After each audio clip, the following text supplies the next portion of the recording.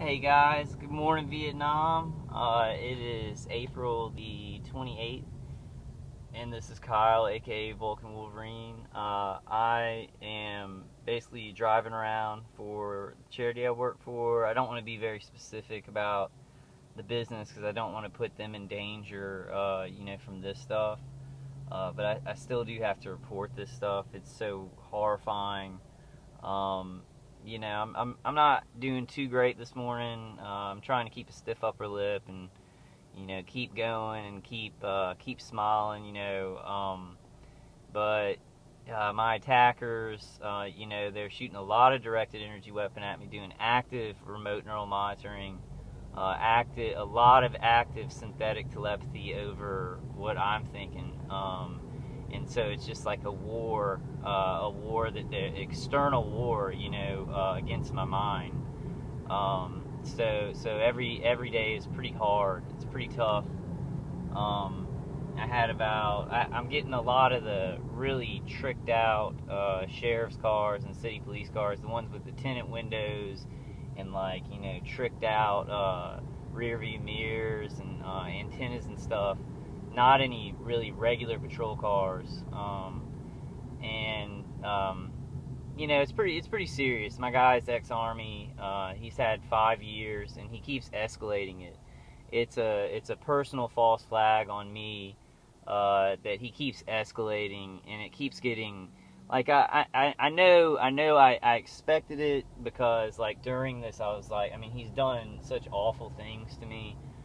With active remote neural monitoring and really hurting me and torturing me. And there's a truck up there with an empty trailer. I get a lot of empty trailers and stuff like that. But it's he's really trying to escalate it to where I guess people in this program will view me as almost a terrorist. No, actually a terrorist or somebody really dangerous. So then he can invite violence into my life. And I guess that's the same with all of us.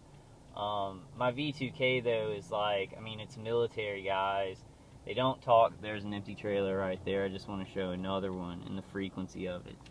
But it's it's a military kill, pretty much. They're just saying, hit him in the head. We're gonna go ahead and kill this guy. They never talk to me. So it's very cold. It's almost like they're just targeting me and just whittling me down with torture. It's hard for me to deal with that, and I think that's my protocol.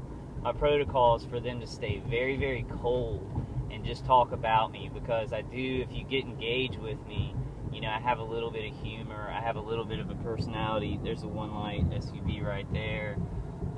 So they're very afraid to get involved directly or play around with me too much, use humor themselves, because I think that's part of my protocol, to keep it very cold and very deadly, and I don't know, y'all comment, I think a lot of people have that.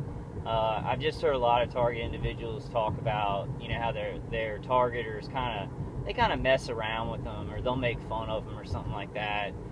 Those things I would have a lot easier time dealing with, because I'd be engaged on an emotional level where I could kind of diffuse things. They make sure that they don't talk to me, that it's just very militaristic and cold, hit him in the head, we're gonna go ahead and kill this guy, very, very militaristic terms, torch him, and stuff like that. And the guy's very, very, he believes in false flags. He believes that, he knows that I haven't done anything, but they've spent so much money and all this stuff and got me into this program, and we all experience this, where it's he's I've got to do, I've heard him say it a million times, and some of it's probably automated on the V2K, but he's I've got to do this, I've got to do this. It's terrifying his wife. She wants it to stop, but I'm also not sure how much of that is automated. They do use his wife's voice and likeness because they understand that really scares me when I hear women in distress, or anybody in distress needing help. So they know that that really bothers me. They know that they're kind of, the cruel things they say don't really bother me, because I don't really take anything into account what they say is important. So he's used his wife's likeness in this, and actually, she's actually been there, you know, being kind of tortured along with it. And it's very horrifying. There's a one light white car, if y'all can see it coming by. I want to get some of these police. They're really tricked out cars, like, you know, with total tinted windows.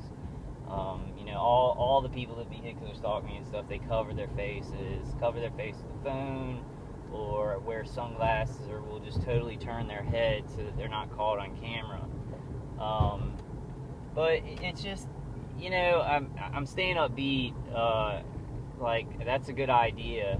And I've actually, you know, found another target individual who's new to this in my area. So we're going to be working together. I want to ask, there's one light blue truck right there. I want to ask anybody in the Louisiana area, just anywhere in Louisiana, if you are a targeted individual, please send me an email, and I'm going to start checking them very closely. We want to start having meetings, and we're coming up with a lot of good ideas, because, you know, I've been going through this for like 6 years. This young man that I know in this area, he's been going through it for 6 months. So he's in the place where I was, you know, earlier on in it. He has fire in his belly. You know, he really wants to do this. Like, I've been conditioned down to not ask for help, because, you know, I get in trouble for it, and I've gotten thrown, you know, in the short-term behavioral center. And so I've gone to trying to create awareness and create videos. But it's going to be a really good thing, because we're in two different places with two different mindsets on it, and we can put our information together. And I really do plan on getting target individuals together in Louisiana. I know there's a couple that I know of in other places besides the city I live in. I think there is an FFCHS presence in Louisiana. I tried to contact them, but couldn't get contact back. So I'm going to keep on trying that, and we're going to start kind of planning some stuff on a big level, activism on a big level. We've got some great ideas, and I want to, if any humanity warriors are watching my videos, I wanted to say an idea. When you do a protest or bring signs out or ask people to come to city council, I think that a good idea, because I've worked for a charity for a while, I've seen the best fundraisers and awareness makers work. And there's the police right behind me. Police with a very tricked out vehicle. He's kind of thinking about turning. Maybe he'll, I don't know if y'all saw him, but one of those kind of general police cars with the big police letters, and then a city police car at that gas station. And y'all see it, and you'll see those right there. 2 police cars right there. Tons of police cars this morning. You know, this he's very serious. He has a lot of connections, so, you know, he's able to false flag me and just say whatever he wants about me. They're also remotely, you know, actively remote neural monitoring me, so they're putting stuff in my head, you know, whole phrases and things that are on top of what I'm thinking. So it's really messing with my thinking, you know, not just my memory, not just, you know, how fast I can think and my intelligence, but it's messing with conditioning my mind to be, you know, to think differently, which is awful. It's like hard for my sensibilities, because I've had certain sensibilities. I've been raised by very good people, so when these people do their horror, their mind control horror, it really does take a lot out of me. I get very angry. You know, but I get through it. There is some humor. Right now, I'm feeling a lot of hope, because me and the other target individual in this area, like, he's coming up with a lot of ideas. He has a lot of fire in his belly. He wants to really catch these people, and it's like a lot of this stuff. You know, I've gone through it, and it's, you know, I'm willing to try a lot of stuff again. Like, even though it didn't work for me, we might be trying a lot of stuff again, because I really don't believe that, you know, just because something fails at a certain time, it can't succeed later. But we're really going to be working on that. I really urge anybody, any target individuals in the Louisiana area, and there's a one light SUV right there, please contact me by email, and I will shoot you back my number, and we'll talk. I want to start meetings. I want to start doing a lot more than just making videos. And the idea that I had, I wanted to shoot it out to Humanity Warriors, because I know they do a lot of protesting and activism in California. I think that should be done. I think we should start doing that in all of our cities, in all the states where we live. We need to go to the capitals. We need to make protests. We need to go to meetings. I think what they're doing is very good, but it's hard for them to get a lot of people out there. And there's so many TIs that need help, so we need to be working on this stuff. But what I was thinking is, you know, do an event, you know, maybe activism, awareness campaign where we hand out flyers and have a couple of you know, protest signs or campaign signs. We'll call them campaign signs, not protest signs. We're not protesting, we're campaigning to get these weapons taken away from these people, get investigations going on. But to have like a tent, and maybe, like, I was thinking of, you know, having some people cook jambalaya and handing out flyers, because if you feed people, you know, they'll show up and they'll at least get a flyer. So trying to, and that's just an example, like, I mean, we're just trying to think of some ideas to get the word out and to stop this horrible crime. It is a crime. These people are criminals. They're worse to me. They're traitors to this country. Like, and I'll always say that, and I'll always fight them. What they've done to my family, what this guy's trying to do to the charity that I work for in my life. He's a very bad guy. But he can look like a good guy while he's doing it, because he wraps himself.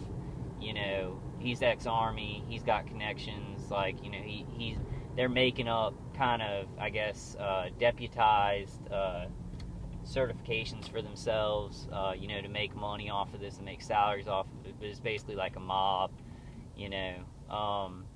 So, but it's very hopeful that I found somebody else at a different stage in this. Please, I want to just, please contact me. I am a real target individual. Please watch my videos if you live in Louisiana and you are a target individual.